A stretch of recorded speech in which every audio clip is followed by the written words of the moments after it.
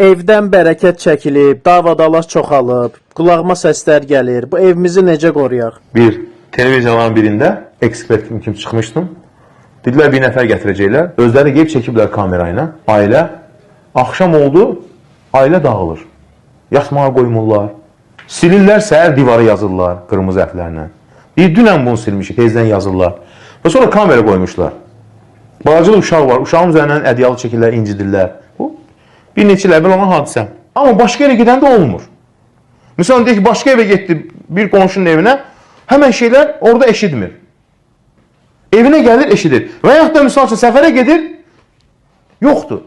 Deməli, haradadır? Evdədir. Subhanallah. Baxın, deyək, Peyğəmbərimiz sallallahu əleyhi və səlləm çoxları evə girərkən Bismillah sözünü demirlər. Və ya salam vermirlər. Hamımız onu durub. Bir insan evə girərkən, həyətinə və ya evinə, mənzilinə, deyinə Bismillah. Əgər evinə girərkən Allahın adı ilə Bismillah, və ində taamihi Bismillah, yemək yerkən Bismillah deyərsə, qalə şeytan belə deyər, lə məbitə ləkum və lə əşə. Nə sizin üçün yataq var, yatmağa yer, nə də sizin üçün şam yeməyi var. Və ya digər yeməyi var, fərq yox. İnsan Allahın qorumasında altında olmaq istəyirsə, evinə girərkən, baxın, neynəsin? Bismillah, əssəlamu aleykum. Bunu çoxları eləmir. Salam verirsən evə girəndə. Baxın, nə deyir Peyğəmbərimiz sallallahu əleyhi və səlləm? Kim evinə girərkən salam verərsə, Allahın qoruması altındadır. Yəni, evləri biz belə qoruyacaq cinlərdən. Varsa çıxıb gedəcəklər, oxumaq lazım deyil. Üçüncü nədir? Mənzildə Quran-ı Kərim oxumaq. Subhanallah. Bu evdən gələn hədisi Peyğəmbərimiz sallallahu əleyhi və səlləm, o evdə ki, deyir, baxın. Ev deyir, əhlinə geniş olar. Yəni, evdə dar olmaz. Mələklər gələr evə, şeytanlar evi tərk edər, o evin xeyri çox olar, o evdə Quran oxunursa. Subhanallah. Və xüsusilə dördüncü nədir? Məskunlaşan evləri təmizləmək üçün Qiraat-ı Suratul Bəqara, Bəqərə surəsini oxumaq. Oxuya bilmirsən, indi maşallah YouTube'da o qədər gözəl qarilər var. Qoy oxusun da evdə. Amma birinci özünü oxusan ən gözəli. Deyir ki, Peyğəmbərimiz sallallahu əleyhi və səlləm, "Lə təc'alu buyutaka maqabir." Evlərinizi qəbirstanlığa çevirməyin. İnne şeytana yanfiru minel beyti'llezî tuqra fi suratil Bəqara.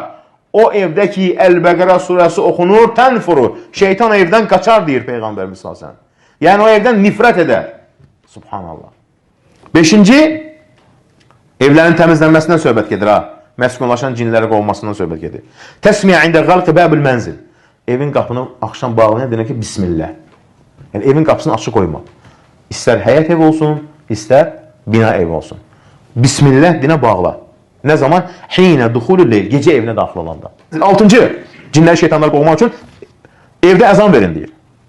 Əzan vermirsən, əzan qoy oxusun. İndi əzan saatları var.